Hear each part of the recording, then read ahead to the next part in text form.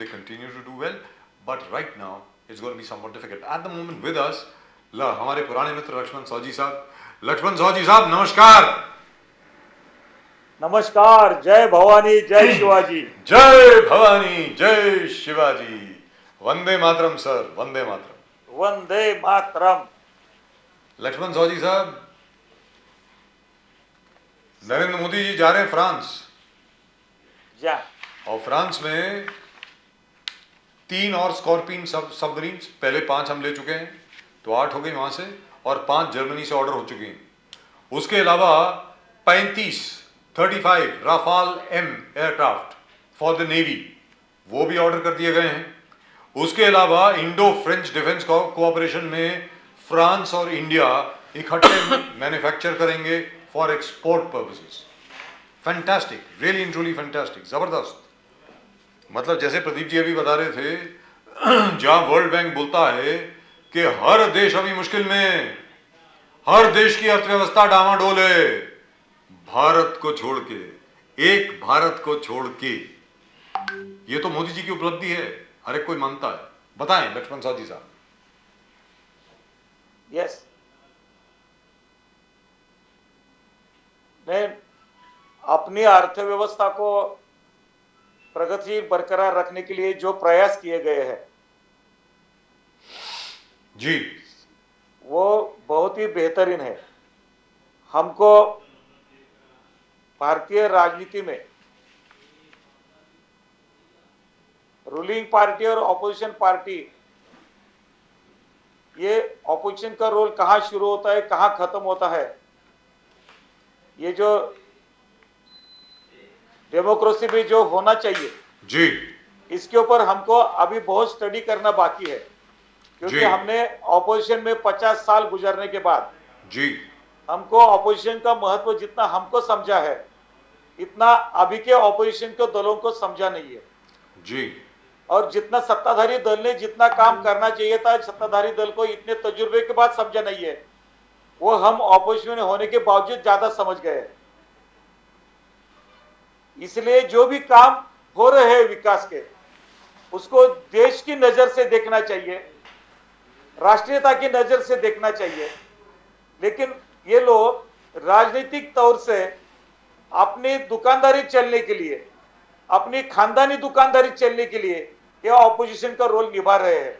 इसलिए जो डेवलपमेंट हो रही है, जो आर्थिक स्तर पर हमने उन्नति किए है, डेवलपमेंट किए है, दुनिया के नक्शे पर भारत जो पिछड़े नंबर पर था वो आगे चला गया है, इसके बारे में अच्छी नजर से देखा नहीं जाता है.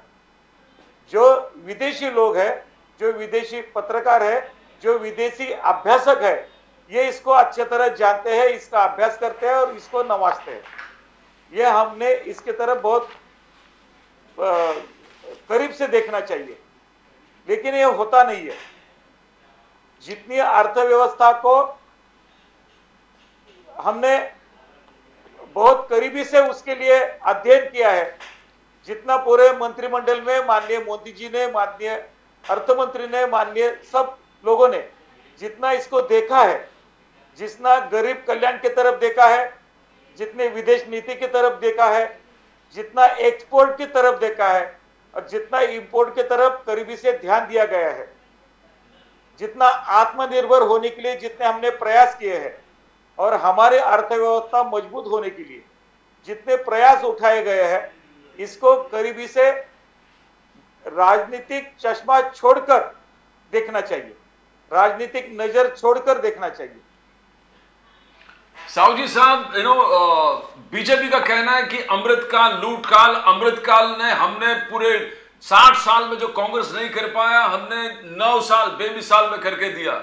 एयरपोर्ट 60 साल में 74 थे, हमने 148, टोटल 148 तक प्लस 9 साल में 74 डबल बढ़ा दिया.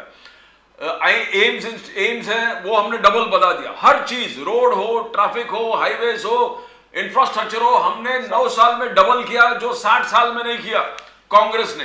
बट कांग्रेस का कहना है कि आप ही के अमृतकाल में ये जो लोग भागे देश से, ललित मोदी भागा, नीरव मोदी भागा, विजय माल्या भागा, जतिन मेहता भागा और मेहुल चोकसी भागा, तो ये राहुल गांधी का कहना है कि कल शायद वो पूरे देश में मौन सत्याग्रह करने वाले, कि मोदी जी ने इन लोग को भागने दिया और कुछ उद्योगपतियों से इनका अनैतिक संबंध है, तो मौन सत्याग्रह महात्मा गांधी के जिस आधार पर करने वाले।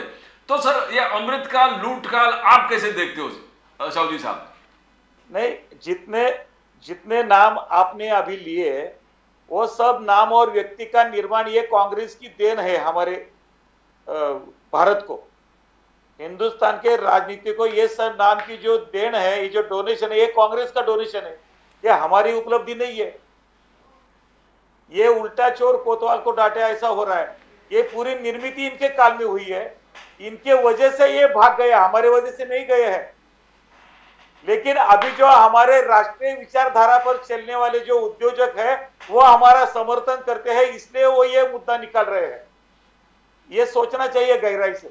जी, क्या अदानी का निर्माण क्या हमारे काल में हुआ क्या? अदानी के साथ इन लोगों के पहले जो कॉन्ट्रैक्ट हुए थे वो कैसे हुए थे? एयरपोर्ट के कॉन्ट्रैक्ट कैसे हुए थे? बाद में हमने उसको सुधार कर और क्या क्या इलाज किए ये हमको मालूम है।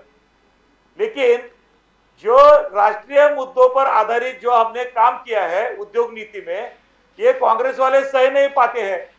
इनको लूटना ये कांग्रेस का काम है, हमारा काम नहीं है। हमने अगर डेवलपमेंट के लिए जो कुछ किया है वो डेवलपमेंट, जो उन्होंने कुछ कॉन्ट्रैक्ट किए थे वो कॉन्ट्रैक्ट हमें देश के लिए बदल के लिए है, ये इन्होंने सोचना चाहिए। क्या राफेल का कॉन्ट्रैक्ट इनका कैसे हुआ था? बाद में इसका ये मुद्दा इधर से इनके पास से क्यों चला गया? क्योंकि इन्होंने माहौल खड़ा करने का प्रयास किया, लेकिन आखिरी जब मालूम हो गया ये उनका जो फ्रॉड था वो निकल आ गया। अभी हमारा संसद भवन जो नया बन रहा है, बनाया है, वो बनाने के लिए उनका कितना एस्टिमेट था, उन्होंने कितना प्रावधान बनाया था, उसके लिए कितना कालावधि लगने वाला था, लेकिन उसके 1/4 खर्चे में उनसे भी बड़ा संसद भवन हमने बनाया। ये इनको सहा नहीं जाता है। हर एक योजना हो, हर एक लगातार रास्ते बनाने का स्पीड इनके कार्यकाल में 12 का था, हमारा 36-37 का स्पीड है अभी। तो ये जो सब अलग अलग तरीके से बढ़ गया है, और जो इसके क्या है जन समर्थन कितना हमारा बढ़ रहा है ये भी देखना चाहिए। उनका जन समर्थन क्यों घट रहा है ये भी सोचना चाहिए। राजनीति करने के लिए हमको बहुत सारे विषय पड़े हैं, लेकिन देश के प्रगति के लिए जो मुद्दे सामने आ रहे हैं वो प्रगति का स्पीड ब्रेकर, डेवलपमेंट का स्पीड ब्रेकर, ये जो विरोधी दल आज के हो रही है ये हमारे लिए अच्छी बात नहीं है, लेकिन जनता इनका हिसाब करेगी बराबर। लेकिन लक्ष्मण साहू साहब वापस अगर महाराष्ट्र में आए तो उद्धव ठाकरे जी ने बड़ी अजीबोगरीब बात करी नागपुर में। उन्होंने फडणवीस जी के लिए जो शब्दावली का प्रयोग किया, उन्होंने कहा नागपुर का कलंक। क्या हो गया उद्धव जी को? मतलब उद्धव जी को ऐसे बात करते हुए पहले तो मैंने नहीं देखा, क्या हो गया उनको? नहीं, इसमें बात ऐसी है, उद्धव ठाकरे को लफ्ज और उसका मतलब कभी जिंदगी में समझा नहीं। ये जो उन्होंने लफ्ज पुकारा है जी, ये लफ्ज किसके लिए यूज किया जाता है? ये लफ्ज गाली गलौज में जब जाता है तो उसका मतलब अलग हो जाता है जी। और हमारे महाराष्ट्र में बर्तन को शाइनिंग करने के लिए एक कलई की जाती है, उसको वर्ड मुझे हिंदी में मालूम नहीं है, लेकिन वो कलाई बोलते हैं, कलाई बिना कलाई वाला जो बर्तन होता है ना जी, उसमें अगर खट्टी चीज डाली तो वो कलंकित हो जाती है। तो ये बिगर कलाई वाला बर्तन है उद्धव ठाकरे, इसलिए उसमें कुछ भी डालो ये गलत है। जो उनको कोई हक नहीं बनता है ऐसी भाषा करने के लिए। देवेंद्र फडणवीस जी ने 5 साल इनको झेला है और इनका सहा है कि इनके गलत कामों को हमेशा उन्होंने दूर किया है। वाजे को ड्यूटी पर ले लो, ये उद्धव ठाकरे को प्रेशर करना देवेंद्र जी के ऊपर, ये कलंक था। ये उनको समझता नहीं है, हम खुद कलंक है और दूसरे को कलंक बोलने जा रहे हैं। और कहा जाते हैं विदर्भ में जाके, अभी इनकी पार्टी गई, इनका चुनाव चिन्ह गया, इनके सब सहकारी जो थे, कोऑपरेटिव थे, वो सब छोड़ गए। इन्होंने पिताजी के विचारों को तिलांजलि दे दी है। अभी इनका कुछ भी बचा नहीं है। कुछ भी बचा नहीं है। आने वाले कार्यकाल में उनके ऊपर क्या क्या संकट गुजरने वाले हैं, उनको उसकी भनक लगी है और जी। उसके डर कर ये बातें कर रहे हैं सब। ये बात कलंक किसको कहते हैं? जो उन्होंने गलत काम किए हैं, कोरोना काल में जो भ्रष्टाचार किया उसको कलंक बोलते हैं, जो टीपू सुल्तान का समर्थन किया उसको कलंक बोलते हैं, औरंगजेब का समर्थन किया उसको कलंक बोलते हैं। कलंक बोलने जो कलंक के लिए जो पूरे मुद्दे हैं वो उद्धव जी ठाकरे को फिट बैठते हैं। मैंने इससे पहले भी डिबेट में बहुत बार कहा है, उद्धव जी ठाकरे, बाला साहब ठाकरे नाम माइनस किया तो उनका 0 वैल्यू है, सोशल वैल्यू 0 नॉट +1% भी उनका पॉलिटिकल और सोशल वैल्यू नहीं है। शिवसेना शाखा का कोई एक शाखा प्रमुख भी उनसे ज्यादा होशियार है, क्योंकि वो समाज में रहा है, समाज के सुख दुखों के साथ कुछ जुड़ा है, उसको कुछ जज्बाते है, उसको वो कुछ संवेदनशील है। इनका इसके साथ कोई रिश्ता नहीं है, नाता नहीं है। बाला साहब ठाकरे का लड़का ये माइनस किया तो उद्धव जी ठाकरे की एक कौड़ी की भी औकात नहीं राजनीति में और सोशल स्टेटस में। ये मैं खुले तौर पे बोलता हूँ। लेकिन मेरा ये कहना है सर, मेरा ये कहना है कि उद्धव जी, ठीक है, राजनीतिक तौर पे कुछ भी होता है। लक्ष्मण सौदी साहब, आप राजनीति में इतने सालों से हैं, कभी कोई कॉम्बिनेशन बनता है, कभी नहीं बनता है, कभी कोई किसी को किस तरीके से बिहेव करता है, आपको मालूम है। मतलब कांग्रेस की भी हिस्ट्री रही है कि पहले किसी को सपोर्ट करना, फिर सपोर्ट वापस ले लेना, मतलब सरकारें गिरा देना, वगैरह वगैरह वगैरह, ये सब होता रहता है राजनीति में, कोई बड़ी बात नहीं है। लेकिन उद्धव जी देवेंद्र जी के साथ इतने सालों उन्होंने काम किया है।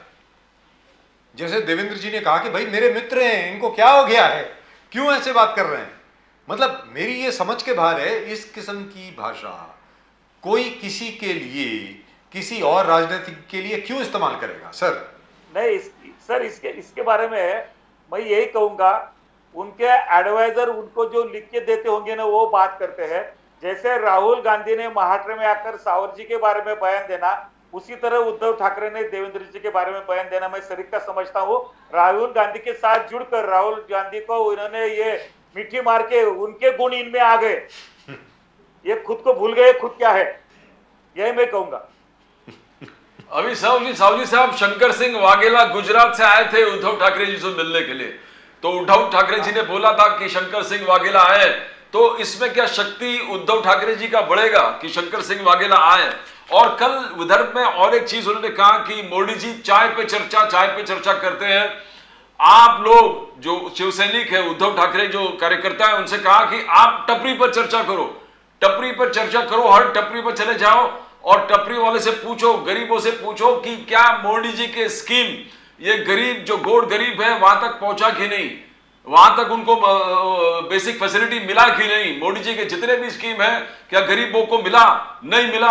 तो एक चैलेंज की तरफ से उद्धव जी ठाकरे चल रहा है। तो आप इस चीज को कैसे देखते हो? एक तो शंकर सिंह वाघेला का यहाँ पर आना, और दूसरा जो मोदी जी के स्कीम क्या गरीबों तक पहुंचा नहीं है साहू जी साहब? तीन बातें हैं इसमें। बिल्कुल। एक तो ये लोग अगर सही में घूमेंगे घर घर तो इनको पता चलेगा सही में क्या काम हुआ है। ये तो चैलेंज हम स्वीकारते हैं, क्योंकि जो किया है, जो हुआ है, वो नकारा नहीं जा सकता। इतने सालों के बाद कहां शौचालय हुआ है, कहां खेती में किसान को पहले फर्टिलाइजर मिलता नहीं था, अभी क्या हाल है, कहां बिजली गई है, कहां नल गया है, कहां पानी गया है, क्या सुविधाएं हुई है, ये उनको पता चलेगा। लेकिन ये नजरअंदाज करें, क्योंकि ये ऑपोजिशन है। क्योंकि अच्छे को अच्छा कहना होता तो 5 साल साथ में कारोबार करके भी इनको इनके अच्छे गुण मालूम नहीं हुए देवेंद्र जी के बारे में या भाजपा के बारे में। भाजपा के साथ 25 साल पॉलिटिकल अलायंस होने के बाद भाजपा क्या है इनको समझा नहीं है, तो इनकी समझ क्या है ये लोगों को भी समझ गया है अभी, इसलिए इन्होंने घूमना चाहिए, ये पहले मैं बोलूंगा। दूसरी बात ऐसे, वाघेला साहब आ गए, अभी साहब गुजरात की जो राजनीति है, वाघेला साहब गुजरात से है, उनका वहां क्या है, कितनी बार उनके सोच में क्या क्या बदल हुए हैं, यह सबको मालूम है। अगर उनको क्रांति करनी है तो गुजरात स्टेट उनके लिए पड़ा है, क्योंकि हम डेमोक्रेटिक मूवमेंट में रहते हैं। मैंने आपको बुरा कहकर मेरी राजनीति नहीं चलेगी, मैं क्या हूं ये जनता ने मेरे तरफ आकर्षण होना चाहिए। मेरे तरफ जनता का समर्थन बढ़ना चाहिए। जनता का समर्थन जिसके पास है उसके खिलाफ ये कुछ नहीं कर सकते हैं, कितने भी अलायंस होने दो, कितने भी आने दो। अभी जिसके पास कुछ रहा नहीं है उसके पास वाघेला साहब जाके क्या करेंगे? उनके पास उद्धव जी के पास रहा क्या है? अभी वाघेला साहब को ये जो एडवाइजर मिल गया होगा, ये जाओ, ये क्या होता है, ये उपवास की 2 तिथि रहती है हमारी, एक एकादशी रहती है और महाशिवरात्रि रहती है, वो दोनों उपवास वाले साथ में जाएंगे तो क्या हो जाएगा? वैसा ही है, बाकी कुछ नहीं हुआ इसमें। हमको उनके मिलने का कुछ डर नहीं है, हमको उल्टा जो डेवलपमेंट की दिशा जो पकड़ी है उसमें हमारा योगदान क्या है, उन्होंने खुद का आत्मपरीक्षण करना चाहिए। हमारे पास जब सत्ता थी हमने क्या किया? लेकिन जहां तक उद्धव जी के भविष्य का प्रश्न है, राजनीतिक भविष्य की बात कर रहा हूं, उस विषय में आप क्या कहेंगे सर? उद्धव सेना का राजनीतिक भविष्य क्या है? सर बात ऐसे, राजनीति में हमको कहीं ना कहीं तो प्रामाणिक रहना पड़ता है। हम किसके साथ प्रामाणिक हैं? विचार के साथ प्रामाणिक नहीं है। हम पिताजी को धोखा दे सकते हैं, हम हमारे सहकारी लोगों को धोखा दे सकते हैं, हमारे सब सहकारी हमको छोड़ के जाते हैं, इसका हमारी कोई गलती नहीं होगी, सब उनकी गलती है, ऐसा हो सकता है। विचारधारा को छोड़ दिया इसलिए ये सहकारी उनके पास से अलग हो गए ना, ये सोचना पड़ेगा। राजनीतिक भाषा में उनको कुछ भी कहेंगे, लेकिन ये सोचना पड़ेगा कि तुम्हारे पास रहा क्या है? जो तुमने जमाया था, जो इकट्ठा किया था, वो बाला साहब ठाकरे के सोच के आधार पर, उनके विचारधारा पर ये जमा हुआ था। इनका कुछ नहीं है। इनकी क्या उपलब्धि है उद्धव ठाकरे की उसमें, उस शिवसेना में कुछ भी नहीं थी। उनको संभाला था और भाजपा ने संभाला था, इसलिए इतने टिके हैं वो। जो भी विश्लेषक है, जो भी विचारधारा के खिलाफ कोई बोलने वाले लोग है ना, मैं दावे के साथ कहता है शिवसेना के स्थापना के दिन से आज तक शिवसेना का हर एक ग्राफ का दिन हमने देखा है। बाला साहब ठाकरे की शिवसेना की बढ़त और उद्धव ठाकरे की शिवसेना की गिरना, ये दोनों भी हमने देखा है। इसलिए शिवसेना की वजह से भाजपा बढ़ी नहीं है महाराष्ट्र में।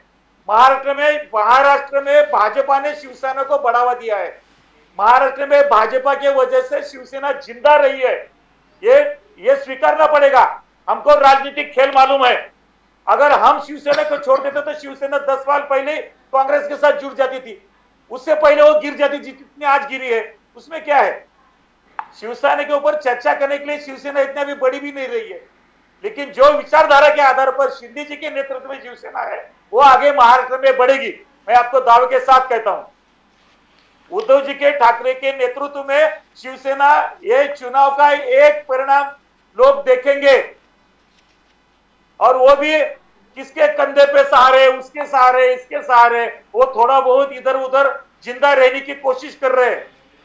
मेरे को तो लगता है कभी कभी जब उद्धव जी ठाकरे विदर्भ में जाकर बोले ना, तो उनको अभी केसीआर का भी डर लग रहा होगा। केसीआर के डर के वजह से उद्धव जी ठाकरे देवेंद्र जी को कलंक के बारे में मुद्दा ला रहे, क्योंकि इस बहाने तो सही में चर्चा में रहूंगा, नहीं तो इनके एक चर्चा में रहने के लायक रहे नहीं है। प्रदीप जी। साहू जी साहब, आज नाना पाटोले जी ने डिक्लेयर कर दिया कि चुनाव होगा तो कांग्रेस सबसे बड़ा पार्टी बनकर निकलेगा हर चुनाव में आज से। तो बोले कि हम लोग मेहनत भी कर। नाना पटोले के खिलाफ पूरी कांग्रेस है महाराष्ट्र में साहब। विदेटीवार से नाना पटोले के खिलाफ पूरी कांग्रेस है। कांग्रेस के पूरे नेता दिल्ली में गए हैं लीडरशिप बदलो बोल के। बच गया हटाया नहीं। वो कौन से कांग्रेस के बारे में बात कर रहे हैं? वो बच गए, वो संकट दूर हो गए, विदेटीवार नहीं बनेगा, नाना पटोले जी रहेंगे बोले। और नाना पटोले जी और वेणुगोपाल जो कांग्रेस के जनरल सेक्रेटरी है, उन्होंने कहा कि महाराष्ट्र के हर जिला में एक जबरदस्त यात्रा हम लोग निकालने वाले, हर जिला में, एवरी डिस्ट्रिक्ट, एवरी बिगेस्ट पद यात्रा निकलेगा। और सितंबर में, अक्टूबर, नवंबर में बस यात्रा पूरे महाराष्ट्र में एक कैंपेन चल रहा है। कांग्रेस का टोटल कैंपेन है और उनके टोटल कॉन्फिडेंस है। राहुल गांधी का यात्रा भी तब से हो जाएगा ईस्ट टू वेस्ट। तो ये इस माध्यम से उनको लग रहा है कि ग्रास रूट टच और कांग्रेस की नीतियां जो महिला, दलित, ओबीसी, एससी, एसटी, अल्पसंख्यक सबको जोड़ने का जो कार्यक्रम चल रहा है, उसके वजह से बोले कि हम लोग आंकड़ा भी बता रहे कि 40 सीट से ऊपर लेके आएंगे लोकसभा में, 48 में से 40 सीट। तो सर आप हंस रहे बट वेणुगोपाल जी और नाना पटोले जी खुद ये बात की है, तो कैसे देखते हो साहू जी साहब? नहीं, ख्वाब देखना अच्छा है, ख्वाब देखना चाहिए। और जहां तक राजनीतिक दल है उन्होंने घूमना फिरना भी चाहिए। सब भूल गए थे, सबको ये याद आ रहा है कि लोगों के पास जाना चाहिए। भाजपा गई है, इतने दिन वो गई नहीं थे, अभी शुरू कर रहे हैं। अगर सही चलेंगे जन समर्थन बढ़ेगा। अगर सिर्फ वो दिखावे के लिए चल रहे हैं, जैसे राहुल गांधी दिखावे के लिए घूम पड़े पूरे देश भर, उससे क्या फर्क आ गया? उससे फर्क क्या आ गया? राहुल गांधी जी ने जो यात्रा निकाली, अगर आप एक भी एग्जांपल देखते हैं, कर्नाटक का चुनाव राहुल गांधी की वजह से नहीं जीती है कांग्रेस। वहां का हाल आप देखिए, वहां के नतीजे देखिए, वहां के कारण अब खोजने के बाद अपने को मालूम पड़ेगा कि वहां के चुनाव जीतने के कोई अलग वजह है, और वो वजह अभी दूर हो जाएगी 2-4 महीने में, वो हम दूर करेंगे बराबर वहां से। भाजपा की राजनीति किसी एक आदमी को बड़ा करने के लिए नहीं है। मैं फिर हर डिबेट में मैं ये बात कहता हूं, हम राष्ट्र के लिए, जनता के लिए, समाज के लिए, गरीब कल्याण के लिए काम करते हैं, और उसके लिए जनता हमारे साथ आई है, ये आपको स्वीकारना पड़ेगा। लेकिन लक्ष्मण साहू जी साहब, अभी जो आपने बात कही, बड़ी दिलचस्प बात कही कि जिस वजह से हम लोग हारे कर्नाटक में, 2-4 महीने में वो वजह भी हम लोग दूर कर देंगे। इसका मतलब क्या हुआ सर? बराबर है ना, क्योंकि मीमांसा तो होगी ना। जिस वजह से हमको 200, 500, 1000, 1500 वोट कम पड़े हैं 30-40 जगह पे, वो हमको सुधारना पड़ेगा। हम करेंगे। हमारे में जो कमियां उस समय रही होंगी वो हम दूर करेंगे जरूर। क्योंकि 1500-2000 वोट से जब एक कॉन्सेंसस जाती है तो कहां कम हो गए हम, कहां हमारा आदमी इधर का उधर गया, कहां हमारा ध्यान नहीं कम रह गया, वो हम करेंगे बिल्कुल। और जब लोकसभा के लिए चुनाव, आपको कर्नाटक का चुनाव नतीजा आपको आलेख देखने को मिलेंगे, हम दावे के साथ कहते हैं। वो तो लग रहा है सर। देखिए साहब, लोकसभा में तो नरेंद्र मोदी जी होते हैं सामने, वहां पर तो बहुत मुश्किल होता है किसी और को जीतना, वो तो हम मान करके चलते हैं। लेकिन यहाँ पर बताएं सर, महाराष्ट्र में अजीत दादा पवार साहब इस तरफ आ गए, मतलब यहाँ आ गए, छगन भुजबल साहब भी आ गए, दिलीप वलसे पाटिल भी आ गए, सुनील टटकरे भी आ गए। अरे ये क्या हो गया? प्रफुल्ल पटेल वो भी आपके साथ आ गए। बराबर है। आवाज गया क्या? जी नहीं, आपकी आवाज आ रही है सर। हाँ सर, देखो ये भी बात पिछले वाले 2 डिबेट में पहले हमने बात किया था। ये सब लोगों को अपनी दुकानदारी चलने के लिए अपने अपने दल के दुकान चालू रखने हैं, और जल्द ही शरद पवार जी की भी दुकान बंद हो जाएगी। मैंने बोला था, 2 दिन के बाद यह हादसा हो गया। जी आपने कहा था, करेक्ट है। तो हम किस आधार पर बोलते हैं कि मोदी जी की कार्यप्रणाली जो है, मोदी जी का कोई स्वार्थ नहीं है, मोदी जी का कोई निजी स्वार्थ नहीं है। मोदी जी की मेहनत और मोदी जी का सोच, मोदी जी के विचार और मोदी जी के पूरे विजन, ये डेमोक्रेटिक मूवमेंट में 10-10, 20-20, 30 साल काम करने वाले लोगों को यह भी समझ में आ रहा है। और हमारा समय बर्बाद हो जाएगा इनके साथ रहने के बाद। ये जब लोगों को लगता है तो साथ मोदी के साथ सब लोग आने के लिए तैयार है, ये हमको स्वीकारना पड़ेगा। इसलिए ये जो और अभी भी और प्रांतों में भी ये आपको ये बदल देखने को मिलेगा। बिहार में भी देखने को मिलेगा, साउथ में देखने को मिलेगा, सब जगह देखने को मिलेगा। लोग मोदी जी के ऊपर विश्वास करके मोदी जी के साथ जुड़ने के लिए जो आ रहे हैं, ये बड़ी मात्रा में आ रहे हैं। महाराष्ट्र का जो ये बदलाव हुआ है, ये सिर्फ राजनीतिक बदलाव नहीं है, ये आगे की महाराष्ट्र के बारे में सोच है, ये आगे की भारत के लिए, हिंदुस्तान के लिए सोच है, डेवलपमेंट के लिए सोच है, विकास के लिए सोच है, इसलिए ये बदलाव है। जी साहू जी साहब, बीजेपी का चिदम्बरम जो कांग्रेस के लीडर है, पी चिदम्बरम, उनका कहना है कि बीजेपी राहुल गांधी से डर गया है, बीजेपी राहुल गांधी से डर गया है। आप भी हंस रहे। अभी बात ऐसी है, चिदम्बरम की विश्वासार्हता क्या है? जब नोट प्रिंटिंग का मशीन ये भंगार में बेचते हैं पाकिस्तान को, जो हमारा कॉन्ट्रैक्टर है उसके साथ पाकिस्तान को मिला के देते हैं, ये नोट का डुप्लीकेशन करने वाले चिदम्बरम, उनको समर्थन करने वाली सोनिया और राहुल गांधी, ये एक दूसरे के बारे में और क्या कहेंगे? ये मालूम है हम तो डूबने वाली है, उसका नाम लेंगे तो हम साथ में डूबेंगे। और क्या है चिदम्बरम का दूसरा क्या सोच हो सकता है? चिदम्बरम मैं बोल रहा हूँ, चिदम्बरम का कहना है कि राहुल गांधी को वो डिफेमेशन केस में फंसा के, बोले कि राहुल गांधी को फंसाया गया वो डिफेमेशन केस में, जो मोदी जी के नाम पे उन्होंने कहा, तो बोले कि ऐसे जो डिफेमेशन है ये पहले बार है 162 साल में इंडियन पेनल कोड के कि कोई आदमी को 2 साल का सजा मिला है। बोले कि ये पूरा कॉन्स्पिरेसी है राहुल गांधी को चुप कराने के लिए, राहुल गांधी को पार्लियामेंट से दूर रखने के लिए, राहुल गांधी को इलेक्शन से बाहर रखने के लिए। बोले कि सोची साजिश एक बहुत बड़ा साजिश है राहुल गांधी। तो बीजेपी राहुल गांधी, तो क्या आपको इसमें कुछ लगता है कि लोकतंत्र खतरे में है? राहुल गांधी बार बार बोल रहा है सब जगह, यूएस में बोला, यूके में बोला, यहां पर बोल रहे हैं, मौन सत्याग्रह निकाल रहे हैं, अब जोड़ो यात्रा निकाल रहे हैं कि हमको लोकतंत्र को बचाना है, देश को बचाना है। कैसे देखते हो साहब साहब? नहीं, बात ऐसी है, हिंदुस्तान में हमारी न्याय व्यवस्था को हमने इस तरह से बोलना ठीक नहीं है। जो कोर्ट ने सजा दी है, कोर्ट के बारे में अनशन ऐसी बातें करना, अनाप शनाप, ये गलत है। राजनीति के बारे में तो भाजपा को कुछ बोल रही, जहां तक ठीक है, लेकिन जो कोर्ट ने सजा सुनाई है तो कोर्ट ने पूरा स्टडी करके सजा सुनाई है। ये कोई भाजपा का न्यायाधीश नहीं वहां पे, ये कोई पार्टी वाला न्यायाधीश होता है क्या वहां पे? तो ये कहना गलत है। जो हम डेमोक्रेटिक मूवमेंट में जब हम चलते हैं तो हमारा अधिकार क्या है, हमारे राइट्स क्या है, हमारे ड्यूटीज क्या है, ये समझना चाहिए। अगर राहुल गांधी जैसे लोगों ने सावरकर जी के बारे में कुछ भी बोलना, सावरकर जी की जो रिलेटिव जो कोर्ट में गए थे, लेकिन वो हमारी अस्मिता थी, ये सोचना चाहिए था। जब वो ओबीसी लोगों के बारे में, ओबीसी समाज के बारे में अनाप शनाप बातें जब राहुल गांधी ने कही, वो उसके ऊपर वो केस दिया गया और उसके ऊपर कोर्ट ने उनको सजा सुनाई है, ये देखना चाहिए। और इसके अलावा इससे पहले जो उनका नेशनल हेराल्ड का जो केस चालू है, वो क्या भाजपा का केस है क्या? उनका ही मामला है वो, ऐसा कैसा चलेगा? लक्ष्मण सौदी साहब, कोर्ट जो सजा देगा वो तो भुगत। और कांग्रेस वाले ने कोर्ट का कब सुना है आज तक? इंदिरा गांधी जी के बारे में जब कोर्ट ने जजमेंट दिया था वो सुना नहीं, इसलिए तो उनको इमरजेंसी लगाकर उनको जीना पड़ा ना हिंदुस्तान। और वही ये डेमोक्रेटिक क्या बात करते हैं, ये लोकतंत्र खतरे में, ये क्या बात करते हैं? लोकतंत्र खतरे में डालने का पूरा पेटेंट इनके पास है। कितने लोगों को जेल में भेजा था?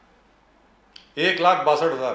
मैं एक बात कहना चाहता हूं साहब, ये जो डिस्कशन चल रहा है, अभी हम जुलाई महीने में है जी, जुलाई महीने में है, 3 लोगों के दिन आते हैं। एक 6 जुलाई मुखर्जी का जन्मदिन आता है, श्याम प्रसाद मुखर्जी का।